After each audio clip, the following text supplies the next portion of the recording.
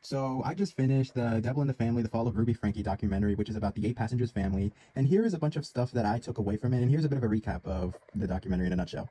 Ruby Franke's two oldest children and Kevin have decided to interview in this documentary, which I feel like this documentary took the direction of us wanting to sympathize with Kevin for, I guess, being trapped or being brainwashed in this shit. But I feel like after watching this documentary, I feel like I just came to the conclusion that Kevin is even worse of a father. Like, he's a bigger failure of a father than I ever just saw. Like, he was a failure of a father, but after watching this documentary, it just made him look 10 times worse. Like, for example, in this clip right here, which I'm not going to play because it's very triggering, but in this clip, Ruby pulls her kid's face out of, tries to get her at least out of the table, or at least have her face the camera or whatnot. In that same clip, you can hear Kevin be like, cut. Oh, we're cutting this part out. And Ruby's like, yeah, we're going to cut this part out. So this documentary basically proved that Kevin knew that abuse was happening in the house, and he knew all the horrible stuff that Ruby was doing. Maybe not the duct tape or not the chains, but he did know that there was some sort of abuse happening in the house, and he did nothing about it.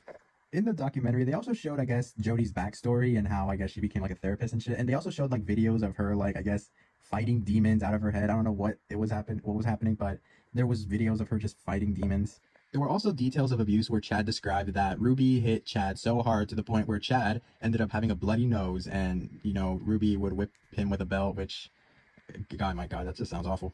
The documentary also goes over how Kevin met Ruby, and after, I guess, learning that bit of detail, I believe Kevin is a CUCK because while they were, I guess, before Kevin, I guess, got with Ruby, Ruby already had like what, five men or a bunch of men lined up for her, wanting to be the love of her life. But I guess Kevin fell to her and, I guess, became the love of her life, and that's how this whole family started. Overall, I might have missed a couple of things because, well, my brain is pretty washed because I watched this like a day ago. But this documentary basically went over stuff that we already knew, like Jody's shady business practices, the rise of connections, and how Kevin and Ruby's marriage, I guess, split up, how Ruby was arrested, things like that, things we already knew. But overall, this documentary was, I'd expected a little more, but I think it was good.